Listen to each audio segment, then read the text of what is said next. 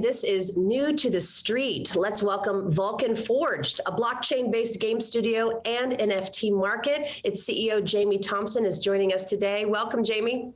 Thank you very much, Anna. Happy to have you join us today. And you're joining us from Greece. Your headquarters are there. Lucky you, man. I know. Everyone does say that, but unfortunately the heat does get a bit boring after a week or so. But yeah, compared to the UK, it is a heaven. I understand that. All right, well, tell us a little bit about yourself and your history and what you've created at Vulcan Forge.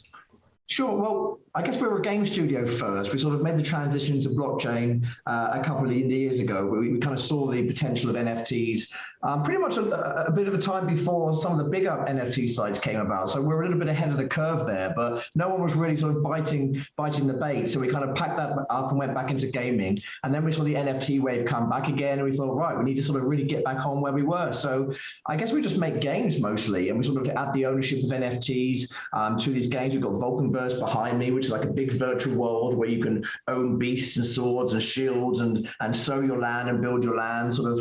And I guess that's what we kind of see the metaverse is. It's sort of a virtual world which has got an economy inside it. Well, and let's dive deeper into that, because I think, at least for myself, I'm getting more used to the word metaverse, right? But what does it really mean for myself as a consumer? And what does it mean for you as a company? Yeah, well, it's a good question. I think the term metaverse is so new. It's undefined still. I think everyone's sort of trying to get not even an understanding of it, but trying to get a sort of definition from it. You've got the likes of Facebook and I think Sony and Microsoft are kind of going down the whole holograms, VR, augmented reality kind of sort of way of a metaverse, like a futuristic world. And you've got sort of companies like myself, which are going down the blockchain route, which is like the idea of ownership and an economy within these virtual worlds. So I think it's still yet to be defined. I don't think for a consumer, I think they're probably going to ignore it for the most part, for the most of the year, until there is some sort of solid idea of, who's doing what in the metaverse, what does it mean, what are the cool people doing. So yeah, it's all very much sort of, it's in its roots at the moment. Well, let's hash out this gaming market, right? So it's 2022. What are some cool technologies that you all offer, and what separates you from the competition? Why would someone jump into the VulcanVerse?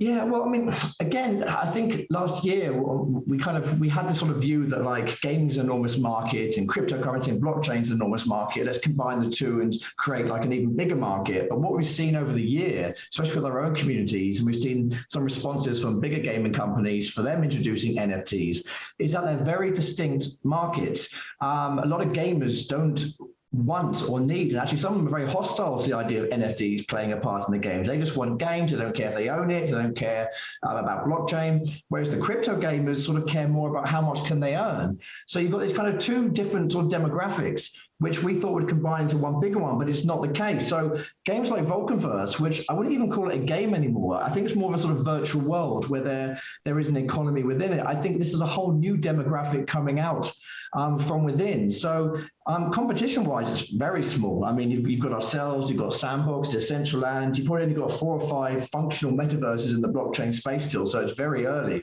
And I think a few of us probably thought in the back of our mind, maybe the big game studios will come out and sort of trounce us with these amazing sort of graphics and teams, but it seems to be the opposite. Like the gaming market aren't so interested in the blockchain gaming sphere.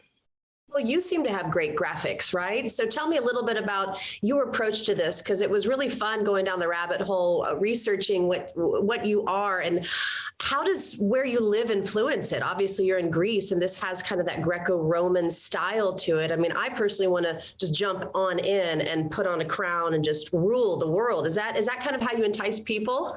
Yes, absolutely, Anna.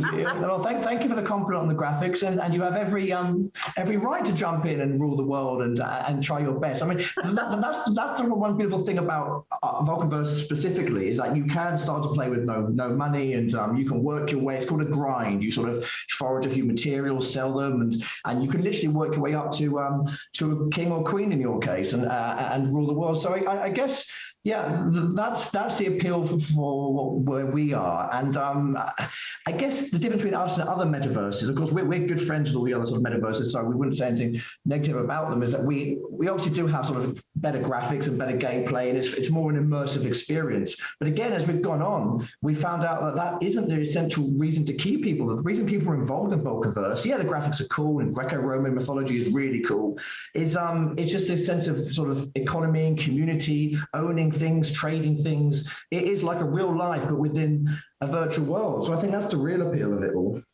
Well, Jamie, hash that out a little bit more. Talk about your pay to earn gaming option. What exactly do you own there, and how do you do that? Yeah, so play to earn and ownership of blockchain are sort of two separate things. So play to earn is a very simple concept, which is so the more you play, the more you earn. Axie Infinity was one of the big pioneers of that last year, and they blew up. But unfortunately, that simple it's an unsustainable model where you play more and you get paid, because that money's got to come from somewhere, and it's bound to end up in some inflationary rates, and it's not sustainable.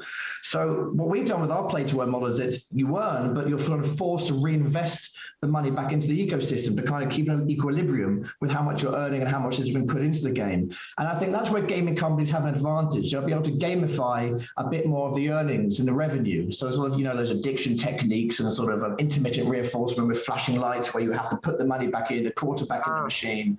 That'll be used more. And the other side of it is the ownership. And this for me is the fascinating part of it, and why we got into blockchain gaming. It's just no one can take something away from you on blockchain. The NFT craze. I mean, if you own a sword in VulcanVerse and there are only 100 swords, that's it. The company, no other player, we cannot take that sword away from you. So it gives it this intrinsic value of scarcity and rarity that they sell for ridiculous amounts of money. I mean, we gave a lot of this stuff out for free in the end, and some people are selling for tens of thousands of dollars because there's only 100 of them. And I think that's where things were really going to boom, because of that economy that's shaped. And are you using your own coin? Do you have a coin-based technology that you guys use? Yes, we use PYR, which is ancient Greek for fire. Now with the Westerners, we bastardize it a little bit and call it pyre, like pyro, like pyromaniac, and peer. People always thought what it stands for, but it was a very clever ancient Greek name for fire. Peer.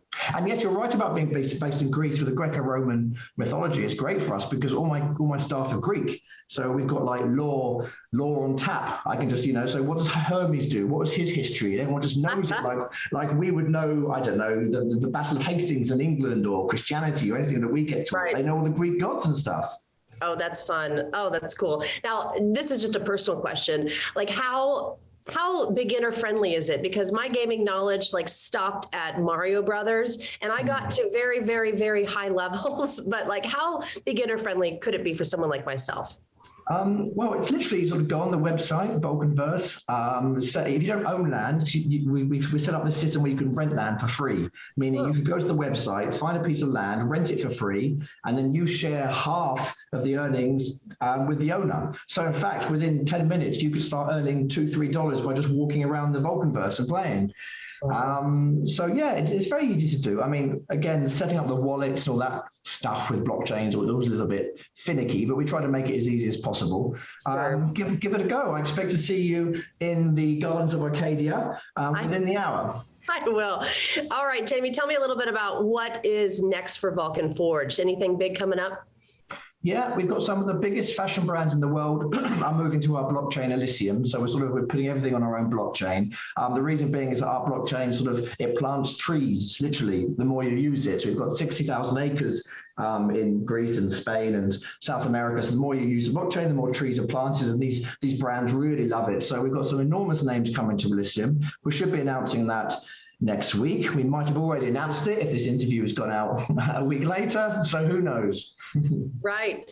Well, it seems like a big trend right now that I think might continue on, not just this play to earn, but also if you saw the Super Bowl, it was all the Greek goddess themed, right? And the gods and goddess. Yeah. So check that out. There was quite a few Super Bowl commercials with this theme. So I think that this is something that people are going to enjoy to kind of revert back into. Mm-hmm. Yeah, I feel like the fantasy sort of trend has kind of done a full circle on that. Back in the days, it used to be very Greco-Roman, and then you went to ninjas and Lord of the Rings stuff and superheroes. And I think a lot of fantasy books and games are sort of moving back into that sort of old Greek Greco sort of Roman mythology more.